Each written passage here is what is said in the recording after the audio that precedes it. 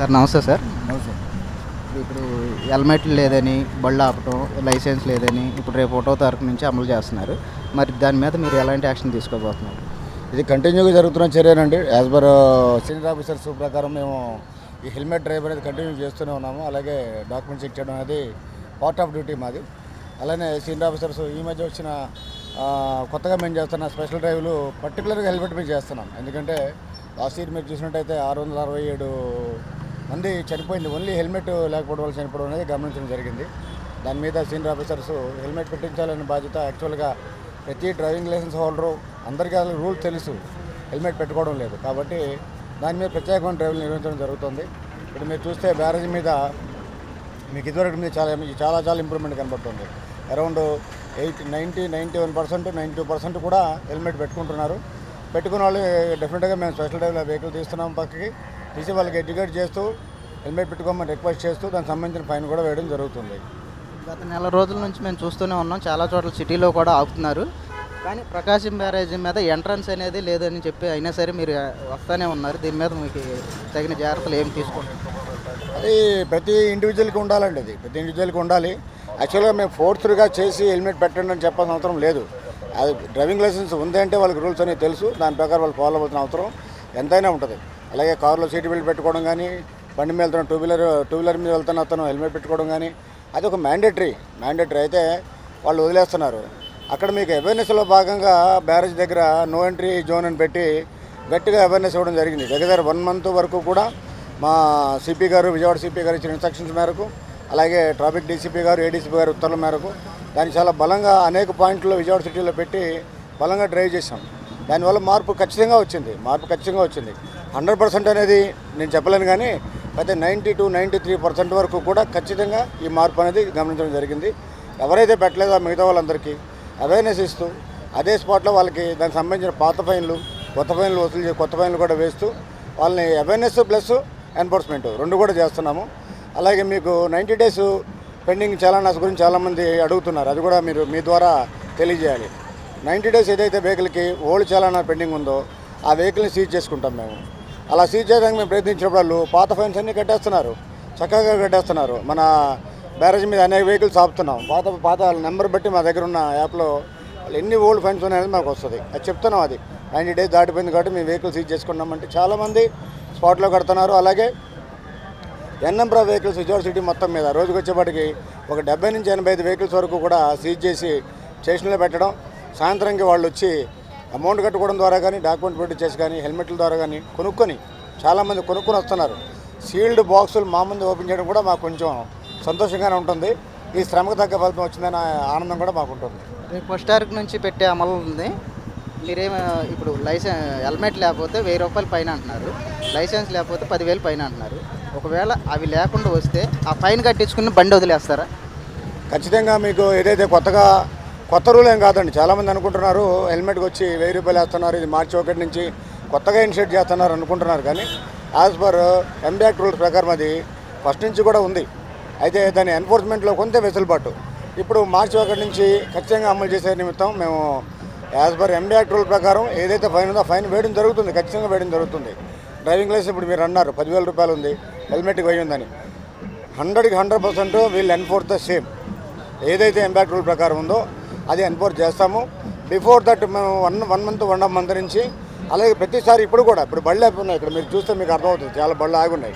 ఈ బళ్ళన్నీ కూడా ఈ బళ్ళందరూ కూడా చెప్తున్నాం మేము, బాబు మార్చి 1 నుంచి ఈ విధంగా ఉంది, మీరు మీ ఫైన్ సేవ్ చేసుకుంటారో మీ అమౌంట్ సేవ్ చేసుకుంటారు అనేది కాకుండా ప్రాణం సేవ్ చేసుకునే నిమిత్తం కూడా ఒక అడుగు ముందుకేయండి అని రిక్వెస్ట్ చేయడం జరుగుతుంది.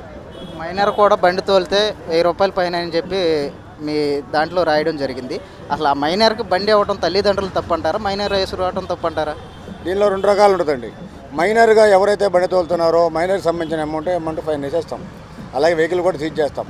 దీనిలో కావాలంటే మనం ఇన్ అడిషన్ టు దట్ దానికి అడిషన్గా మనం ఓనర్ రెస్పాన్సిబిలిటీ, ఆ వెహికల్ ఓనర్ ఎవరైతే ఉన్నారో తల్లి కావచ్చు, తండ్రి కావచ్చు, లేదంటే పక్కింటి వ్యక్తి కావచ్చు, స్నేహితుడు కావచ్చు, వాళ్ళు కూడా ఓనర్ రెస్పాన్సిబిలిటీ కింద వాళ్ళకు కూడా ఫైన్ వేసే అధికారం మాకుంది. అది కూడా ఖచ్చితంగా వేస్తాం.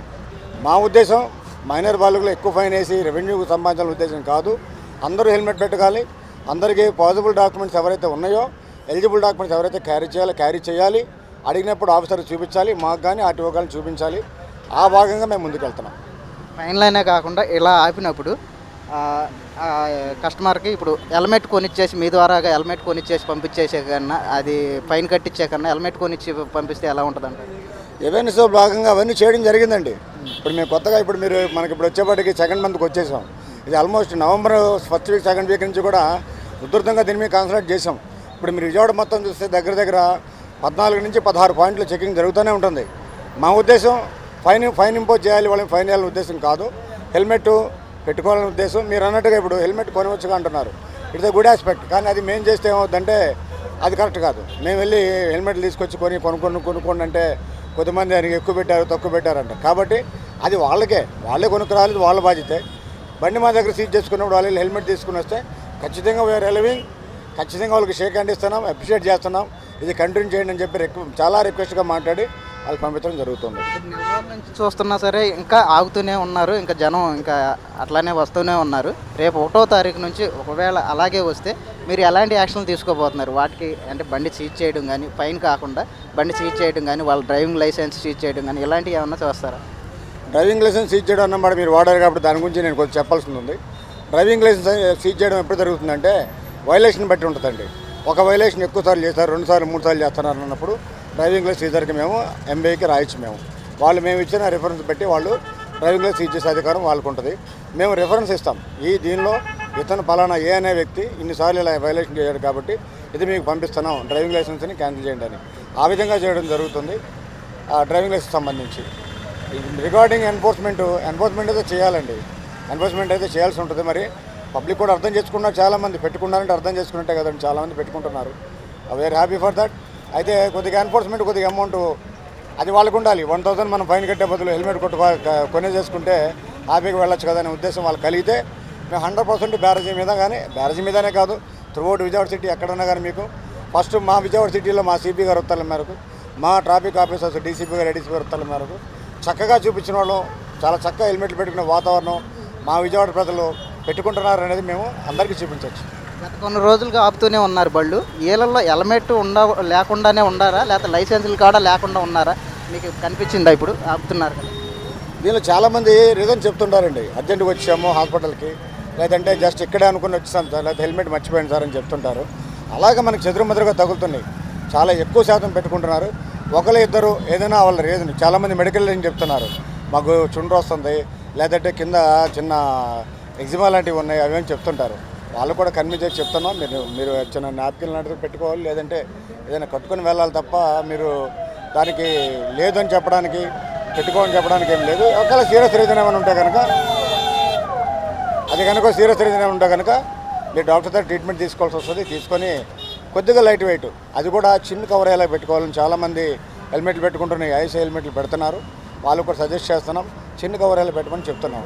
ఇప్పుడు ఆపుతున్నారు కదా, ఫైన్ అనేది వెంటనే కట్టించేసుకుంటున్నారా లేదా మామూలుగా పాంప్లెట్ మీద రాసి ఇచ్చేసి మీకు పంపించేస్తున్నారా? ఫస్ట్ వెహికల్ ఆపుగానే మనం చెక్ చేయాల్సిందంటే ఓల్డ్ ఫైన్ చెక్ చేసుకోవాలి. అది మీ బండి మీద ఏమున్నాయి ఓల్డ్ ఫైన్స్ అన్నీ చెక్ చేసుకుంటాం, ఆ ఓల్డ్ ఫైన్లు కట్టిస్తాం. తర్వాత డాక్యుమెంట్స్ చెక్ చేసుకుంటాం. డాక్యుమెంట్స్ 2 కంప్లీట్ అయిన తర్వాత అప్పుడు హెల్మెట్కి సంబంధించి వాళ్ళు కనుక విల్లింగ్గా మేము ఇప్పుడు కట్టేస్తామంటే కట్టించుకోవడం.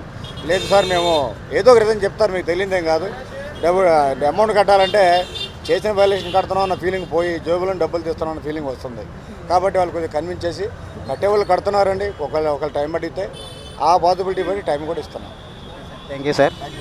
చూస్తున్నారు కదా, ఇప్పుడు మనం సిపి గారు ఉమామహేశ్వరరావు గారితో మాట్లాడడం జరిగింది. రేపు 1వ తారీఖు నుంచి అమల్లో ఉంటున్న ఇవన్నీ మీరు జాగ్రత్తగా వెహికల్ ఉన్న ప్రతి ఒక్కళ్ళు జాగ్రత్తగా నడుపుకోవాలని, హెల్మెట్, లైసెన్సు అన్నీ ప్రతి ఒక్కటి, బండి డాక్యుమెంట్స్ కూడా ప్రతి ఒక్కటి కూడా మీరు బండిలో పెట్టుకుని తిరగాలని చెప్పేసి సిపి గారు చెప్పడం జరిగింది. దానికి రేపు 1వ తారీఖు నుంచి అమల్లో ఉంటున్న ఈ యాక్ట్ ప్రకారం మీరు జాగ్రత్తగా నడుచుకోవాలని కెమెరామెన్ ఆనంద్తో రత్నం, విజయవాడ.